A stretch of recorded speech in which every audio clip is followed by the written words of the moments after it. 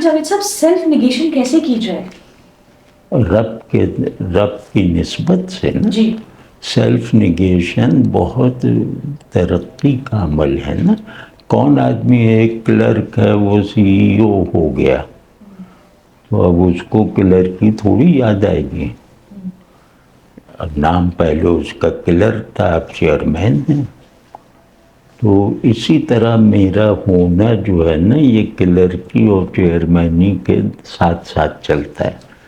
یعنی میں اپنے جس میں کو چھوڑوں گا اس کے نتیجے میں جو پیشن ہوگا وہ اس میں کو نگیشن کی حقیقت پر بامانہ اور پروڈکٹیو بنا دے گا. آدمی کی ہر سیلف نگیشن اسے ایک بڑے آئی کی تعمیر کے لائق بناتی ہے. جب میں اپنے آئی ایمنس کی تعبیر کر لوں گا، مطلب پوری تعمیر کر لوں گا، وہاں پھر میں اپنے آپ کو نثار کر دوں گا اس پر. وہ فائنل نگیشن ہے. اور وہ فائنل نگیشن وہ تو پتہ نہیں کب میسر آتی ہے، لیکن اگر ہم اس کو تخیل ہی سے سمجھ لیں کہ میں اپنے آپ کو مسلسل چیزل کر کے تعمیر کر رہا ہوں. جی میں ایک منزل بناتا ہوں کہ اسے چھوڑوں گا تو دوسری منزل اپنے اندر بناؤں گا نا. تو میرا خود کو چھوڑنا ایک نئے خود کو پانے کی کارروائی ہے. اور وہ نیا خود کا جو تسلسل ہے وہ میرے مرنے کے بعد مکمل ہوتا ہے اور وہ میں بدل جاتا ہے. یہ مطلب ہمیشہ یاد رکھنا چاہیے چیزوں کو ایک سرسری فائدے اور نقصان یا خوشی اور غم کی بائنریز میں دیکھنا یہ بہت بڑا مرض ہے. اور یہ آپ خود سوچیں نا کہ فرض کیا آپ کی جگہ میری بیٹی بیٹھی ہو، یا فرض کیا کہ اب میرا آپ سے تعلق ہو گیا، تو یہ تعلق مجھ سے تقاضا کرتا ہے کہ میں اپنے میں سے نکل کر آپ کی طرف بڑھوں. تو یہ تو تعلق کی کیمسٹری ہے. مطلب یہ تو سب کے تجربے میں، اچھے برے ہر ایک کے تجربے میں. تو اس تجربے کو دلیل بنا کر اب اپنی خودی کی حقیقت کو اور خودی کی اصلیت کو سمجھو. تو آپ میرے لیے جب تک مجھ سے اہم نہیں ہوں گی اس وقت تک آپ سے میرا کوئی میننگ فل تعلق نہیں ہے. اور جب تک مجھے آپ کا تعلق پیشنیٹ نہیں کرے گا اس وقت تک آپ سے تعلق میں زندگی نہیں ہے. پیشن از دا کور ایسنس. میں آپ کا ایک سوال میں نے کوئی اور کرنا تھا لیکن آپ تعلق کی طرف آ گئے. میں آپ کا ایک انٹرنیٹ پہ گھر کے نام سے لیکچر سن رہی تھی جس میں آپ نے اپنی ذاتی زندگی کے بارے میں بتایا، اپنی بیگم کے بارے میں بتایا، اور سنتے سنتے میں مسکرائی بھی. 2 اسکول آف تھاٹس کو آپ نے چھیڑا اور آخر میں یہ کہا کہ میں تو یہی مشورہ دوں گا کہ غریبی سے اجتناب کریں، اور غریبی بہت بڑی آزمائش ہے. اچھا احمد جاوید صاحب، 2 قسم کے لوگ ہیں آج کل جو ریلیشن شپس کے اوپر، کیونکہ کوشچن اور تھا تعلق کی بات آئی تو اس سے جوڑتی ہوں. اس وقت ڈیورس ریٹ بہت زیادہ ہے. میں ایک اسٹیٹسٹکس دیکھ رہی تھی لاہور میں بھی بہت زیادہ ہے، خلا کے کیسز بھی بہت بڑھ خلا کے کیسز زیادہ ہیں. جی. اب مسئلہ یہ ہے کہ جب میں نے بزرگوں سے پوچھا، کیونکہ میں چاہتی ہوں لوگوں کی رہنمائی بھی ہو، ہم کہیں غلط بھی تو ہے نا. پہلے بھی تو 80-90 سال میں دیکھتی ہوں کپلز چلتے تھے، اب نہیں چلتے.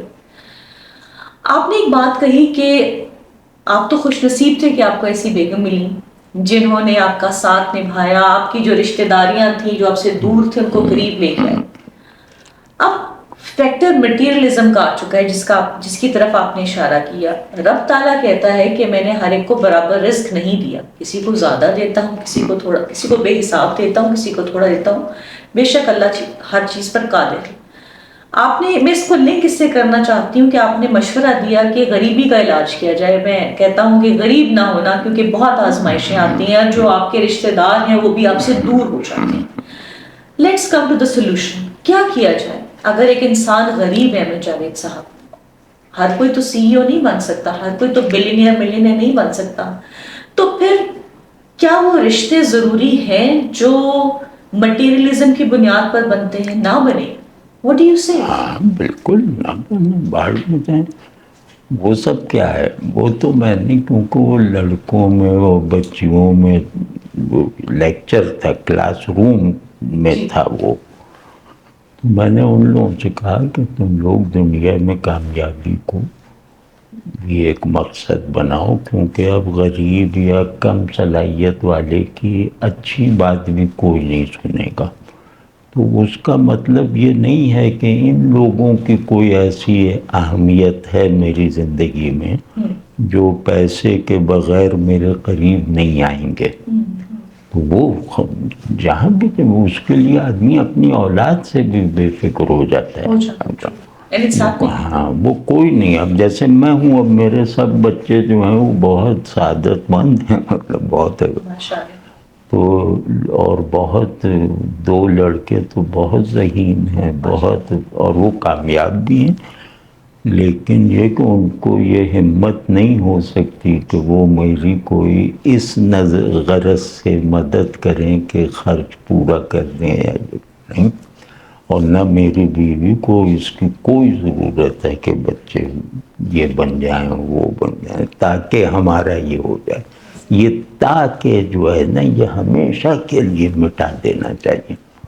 اور ہر تعلق میں یہ بے لوثی چاہیے نا, کہ بھئی میں آپ کے قریب آ رہا ہوں کہ آپ سے میں فلاں فائدہ حاصل کروں تاکہ میری بھی زندگی کچھ بدل جائے.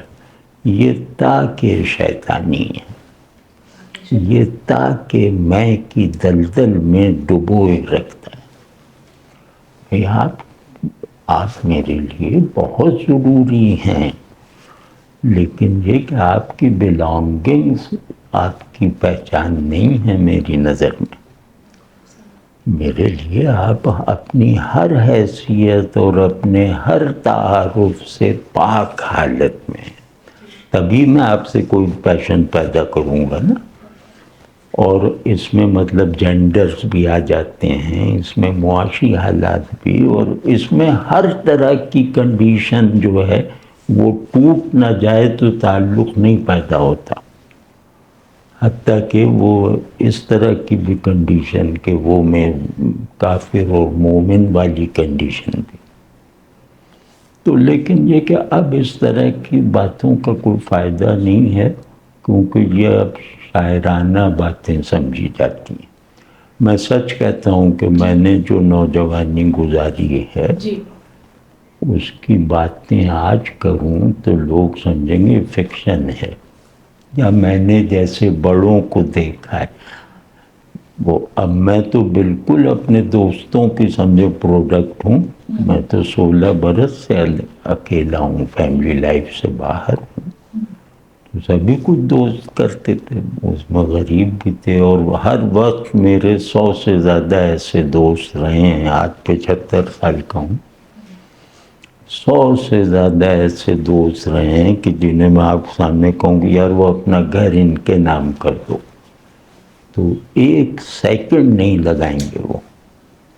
100 سے زیادہ. اور وہ سب دوست جیسے کسی داڑھی اور ٹوپی یا صوفی اور یہ سب کے حوالے سے نہیں ہیں, وہ تو طڑاق والے دوست ہیں جو یہاں بھی آ جائیں تو کہیں کہ یہ کیا ڈرامہ چل رہا ہے. ایسے دوست ہیں.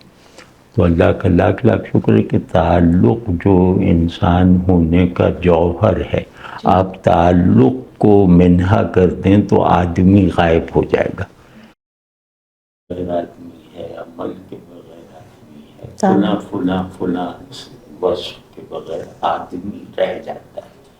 لیکن آپ اس میں سے تعلق کی حس اور جذبہ منحا کرتے ہیں تو آدمی غائب ہو جائے گا، تحریر ہو جائے گا۔ اسی جو آپ نے گھر کا لیکچر دیا اس میں ایک کامنٹ کسی کا پڑھ رہی تھی اور ایک سوال تھا، تو میں نے کہا چلیں میں سوال آپ سے اس کی نسبت سے کروں گی۔ انہوں نے لکھا ہوا تھا جاوید صاحب بتائیے غربت پھر کیسے دور کی جائے؟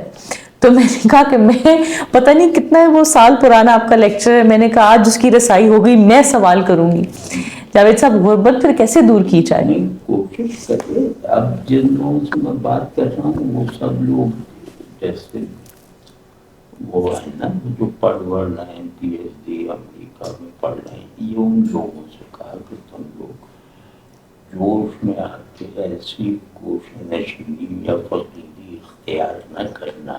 جی پہلے غریبی کی عزت کی امیر منہ چھپائے کرتے تھے، یہ تو میں نے اپنے لڑکپن میں دیکھا ہے۔ تو ہمارے دادا 6 دادا تھے، تو ان میں جو ایک غریب تھے باقی سب امیر تھے، اور یہ سب ایم اے پاس اور بہت پڑھے لکھے جدید لوگ تھے۔ وہ غریب جو تھے وہ سب کے بیچ میں بیٹھتے تھے بیٹھتے تھے اور کانفیڈنٹ۔ سب ان کے سامنے ادھر ادھر۔ میں نے کتنے کو دیکھا ہے کہ ان کی غریبی ان کے مرتبے میں اضافے کا سبب بنی، ارے واہ، لیکن اب وہ حالات نہیں، حالات نہیں، things have changed۔ اب میں آپ سے اگر آپ کا خیر خواہ ہوں تو آپ سے یہ ضرور کہوں گا کہ یہ سب ٹھیک ہے، لیکن ذرا گاڑی لے لو، گھر اچھا کر لو، اور تو لوگوں کی دنیاوی مدد کرنے کے ہر وقت قابل رہو۔ بہت خوب۔ احمد جاوید صاحب ایک کوشچن ہے کہ کچھ لوگ بگ بینگ اور کن کو ایک ہی چیز سمجھتے ہیں، ان کے درمیان جو فرق ہے وہ واضح کرتے ہیں۔ لیکن یہ ڈیفیٹزم ہے، مذہبی ڈیفیٹزم بہت زیادہ وہ پھیل گیا ہے، جو سائنس کر رہی ہے اس سے کوئی مطابقت مقبول پیدا کرتا، لیکن ویسے ہی فرق ہے کہ ایک ایسی ہی بات ہم اسے بگ بینگ کو کوئی دلیل نہ بنائیں، ہم کہیں کہ بھئی دنیا یہاں تک پہنچ گئی ہے کہ انہوں نے ایک سپرا ڈاٹ مانا ہے جو اسپیشل بھی نہیں ہے، ٹیمپورل بھی نہیں ہے، جی، اور جو ہونے نہ ہونے دونوں سے باہر ہے، تو اس میں ایک بلاسٹ ہوا اور ایک ببل بن گیا، اور یہ ساری کائنات بس اسی کا وہ ہے۔ تو ہم کہیں گے کہ وہ سپرا ڈاٹ نہیں ہے، وہ لوگوس ہے، وہ پہلی آواز ہے اللہ کی، پہلی آواز ہے اللہ کی، یعنی کن کی۔ کن کی، بالکل۔ کن میں بھی بہت کم ہے نا، جیسے نقطے کی طرح کن، نون، ہاں، مطلب اس میں 1 سیکنڈ کے اندر کہہ دیا جی، جاتا کن۔ تو ہاں، بس کن کی دھمک ہے جو جاری ہے۔ تو یہ تو ہم کہہ سکتے ہیں، لیکن بگ بینگ والے تھوڑی اس پہ کوئی راضی ہوں گے، بالکل راضی نہیں ہوں گے۔ وہ کہیں گے کہ اس کے علاوہ کون تھا، وہاں تو علاوہ ہونے کا کوئی تصور ہی نہیں ہے۔ وہی نہیں ہے تو جی، اچھا یہ بتائیے گا کہ نفی اور اثبات سے کیا مراد ہے، ان کی روحانیت کے اعتبار سے ان کی کیا اہمیت ہے؟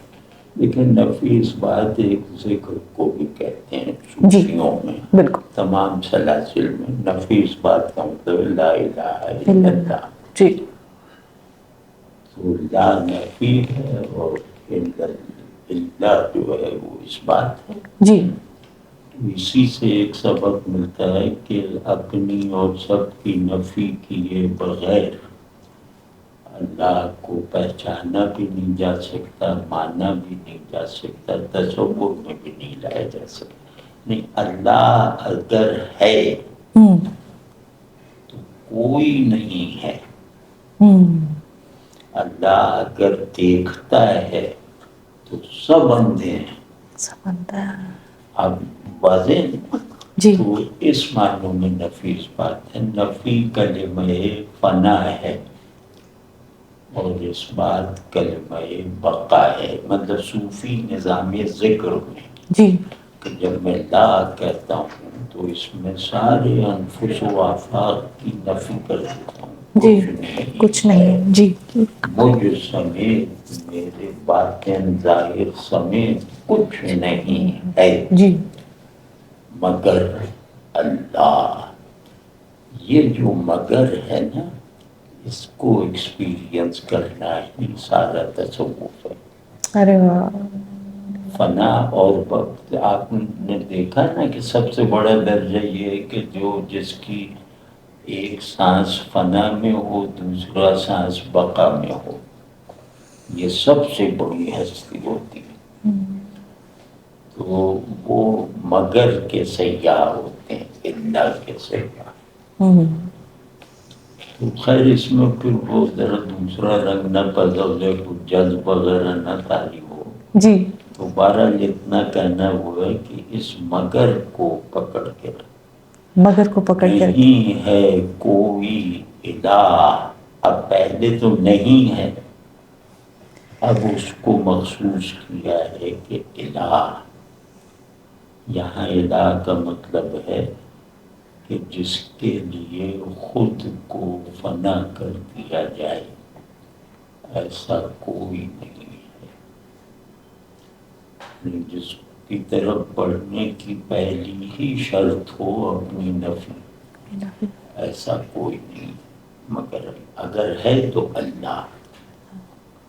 تو اس سے بہت یہ جو ذکر کروایا جاتا ہے، یہ اس لیے کروایا جاتا ہے کہ یہ فنا و بقا کا روحانی اور باطنی سسٹم وہ ایک کے بعد ایک ہونے کی حالت میں میرے اندر چلتا ہے. اس میں الہ کا مطلب محبوب بھی ہے، مالک بھی ہے، حاکم بھی ہے.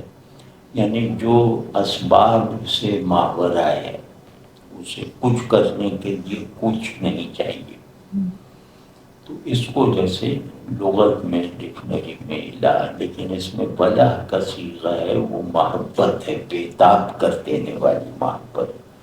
تو اس میں دونوں طرح، نہیں کوئی معبود مگر اللہ، نہیں کوئی محبوب مگر اللہ، نہیں کوئی مطلوب مگر اللہ. مطلوب کون ہے؟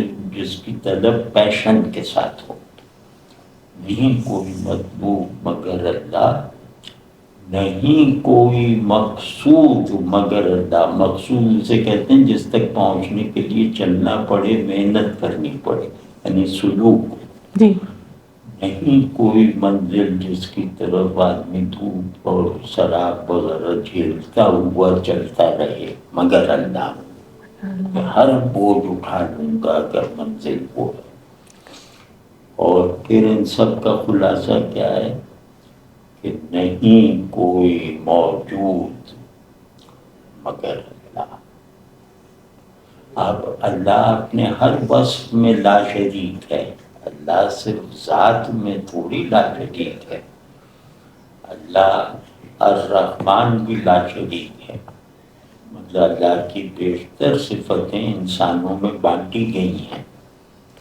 تو اگر میں کہوں گا کہ رحم اللہ کرتا ہے، مہربانی اللہ کرتا ہے، تو لازم ہے کہ میں کہوں کہ رحم کوئی نہیں کرتا مگر اللہ، مہربانی کوئی نہیں کرتا. یعنی اللہ سے نسبت پاتے ہی ہر چیز لا شریک ہو جاتی ہے، اور اس طرح کی دیگر مینیفیسٹیشنز کے انکار پر اکساتی ہے.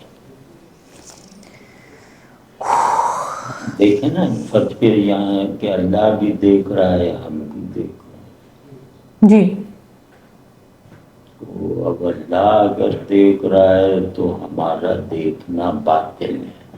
ماتا ہے. اگر پوچھا جائے نا کہ اچھا اللہ میں بھی دیکھ رہے ہو، تم بھی دیکھ رہے ہو، اور واقعہ یہی ہے کہ ہم بھی دیکھ رہے ہیں، اللہ بھی دیکھ رہے ہیں، تو اس کا مطلب ہے کہ دیکھنے والے دو ہو گئے. میں کہوں گا لا حول ولا قوت، نہیں کوئی دیکھنے والا مگر اللہ. بس جی یہ پیشن ہے، یہ معرفت نہیں ہے. اٹس اے پیشن. آدمی اپنے محبوب کو اپنے سے بھی بے نیاز دیکھنا چاہتا ہے, اپنے بغیر دیکھنا چاہتا ہے.